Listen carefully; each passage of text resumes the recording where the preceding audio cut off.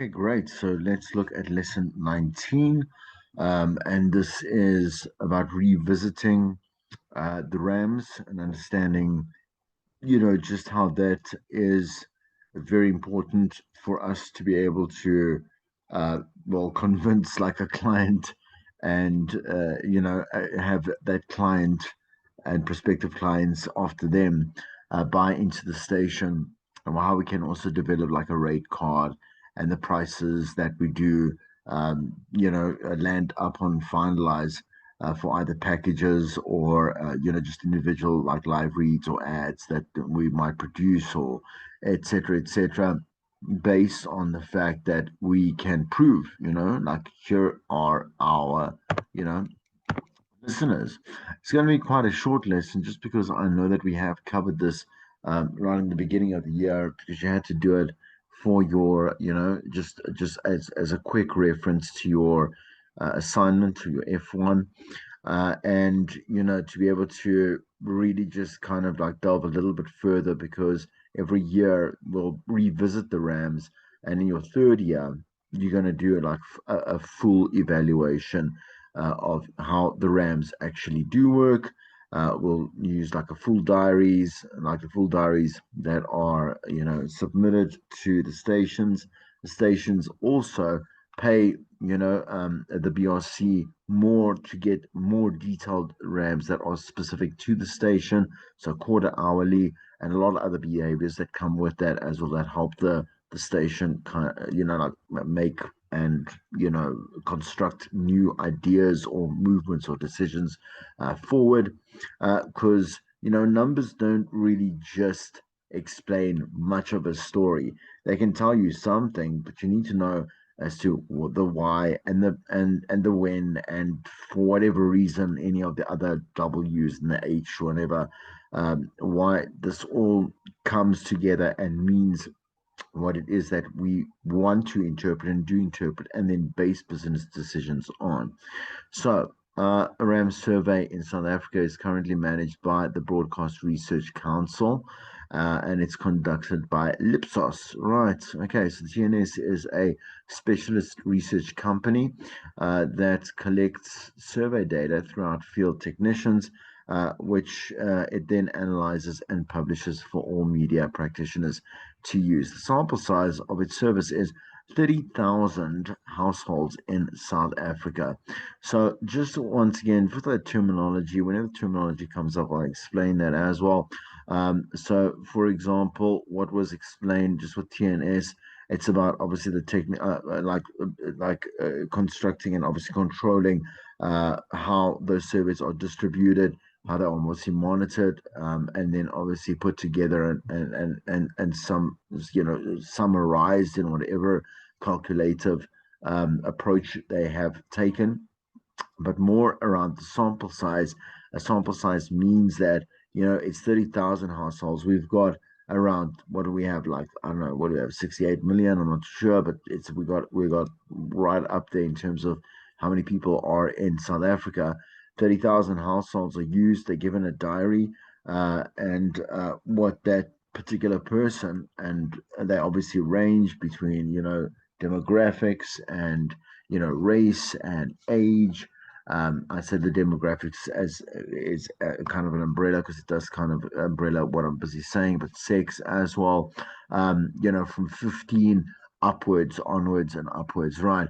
And the Rams are not only the only thing that's measured. We obviously have like I think it's called the TAMS, the television audience measurements, and then we obviously have the entire process. I'm not quite sure. I can't remember off the top of my head what it's called, but basically, the BRC will also have research done on like the products that people are using, they're buying, where they're buying it from, the stores, like how much of the money are they spending, exactly where, and so on and so forth. So the BRC does like a very holistic approach of understanding just the audience, and the sample size is then through a certain formula. It's aggravated basically, so it's made larger to represent the millions in the country, and that is the closest, I'm saying, that we can get to accuracy. Whereas before with SOF, there was a different approach. It wasn't as accurate, not because SOF was incompetent. We just didn't have the certain this like the extent of technologies and methodologies or whatever it is, and also resources at the end of the day that the BRC has, which they took over the entire process, right? So RAM surveys are comprised to two main components. The placement interviews and the radio diary, right? So the placement interviews are face-to-face interviews. So this is where like there will be a technician, a person that sits with someone in the household. Also, people within the household are also so we'll take like a household and like maybe it's just a dad. I'm not sure, or I'm not assuming like it's a family, like banana. So it's the dad. The dad will also then represent, let's say there's seven other people in that household. So they will count those people in, or if necessary, they will add one or two of them, but not likely. They will just take that as a number that is representative of that, and then again include that as part of their summative formula too. But the face to face are called qualitative research, where there's going to be an interviewer, right? So if we're, like I say, we have a technician here, a field technician that's going to ask a number of questions, but also be able to allow the respondent to elaborate on those questions so that obviously there's a rich understanding to what they're asking. The questions are obviously formulated very accurately, so that they can get answers of value as well, and that knowledge management can, obviously follow up as a process, a business process, when collected alongside the quantitative research, which is the survey questions, where you'll get the yes no answers. You'll get rate this from 1 to 10. You'll get select which would check which boxes of what you might spend your money on, or your time on, or the music that you like, whatever it may be. The radio diary is a physical diary, okay, where you will have every 15 minutes of the day, and the let's say the participant will now fill out who they listen to, for example, in terms of radio, what they watch, when they obviously when they're doing what in terms of like recreational activities or whatever it may be. For the radio diary specifically, we're not concerned with the other one. Will now obviously tell us like which stations, and not necessarily which shows uh people listen to, because that's kind of like obviously just I mean that's an assumption that people, I mean, the radio station will know itself, right? So it's more about which station they're busy listening to at what quarter hourly in the day. It prompts the resident to provide information that allows the BRC to measure the following: what radio stations are listened to by people in a 7 day period. Okay, because remember last time we had we had the average listenership. We had the P70s, the obviously the 7 day period, right? And then we had the Monday to Friday, right? Monday to Friday, Monday to Sunday, and then like I say, the 7 day period is an amalgamation of both of those all together. You're gonna say to me, but then what does the Monday to Sunday do? Well, again, there's a big difference, which we'll explain in just a moment, and you'll understand why. What times of the day and for how long? 15-minute increments, like I just said. So, what days of the week people listen to radio, where and how people listen to radio, what the repertoire of radio stations is for a person, for example, how many stations they listen to in total, and what people's favorite radio stations are. So, if you look at the following image here, you're going to see, for example, like this is habits. Um, so for example, including, and then you'll see the percentage rates here, like 82%, 20, 54%, 29, 50, whatever it may be. But it's showing us like weather, for example. Like there will be that's quite a high percentage for weather, which is something that you can literally look at your phone at. Music, which is always the most popular, most likely the most popular from all these different categories, right? If we look at, for example, the second one, which is news, like 82%, second highest, and then moving off to, let's say, I think we got 54 is religious, right? That's quite surprising, but not actually surprising because South Africa is a religious nation. Um, with very very big commitment to our different sects of religion. Let's look at 50, which is the red, which is phone ins. So this is why I keep saying to you, like, voice notes are cool, but man, people want to participate also. That also This also includes live, obviously live callers, but the voice notes and however people do interact with a caller, like I'm saying, no, so I'm not saying a caller person, like this is like a call out. Okay. People people still want that interaction, that kind of live to live element, person to person element. Okay. And let's just look at a couple more. So, for example, if you look to the far right, there's that purple-ish color, which is current affairs. And we can understand why. I'm just going to go to the 49 one, which is the yellow, which is soapies, right? Which shows you why our PBS stations do so well, because the soapies they're prevalent on our PBS stations. So you can have a look at that, and obviously we want to know, like as a radio station, like what is doing well and what isn't doing well. So for example, like that little purple there with the financial market, not a lot of people are interested. Doesn't mean that we don't include it. It's just that we do not include it at a high scale. You understand? So throughout the day we must now do like um business talks or whatever. Like there's a time and place for that, and people will be interested. And so you'll see that there's maybe an extensive financial report, perhaps maybe at 6 o'clock in the afternoon, in the late afternoon on a drive show. Or on talk stations, there'll be like a business hour or whatever it may be, right? Go to the next slide there. So these are diaries, physical diaries. Again, it means that the research respondents have to manually fill out these diaries themselves.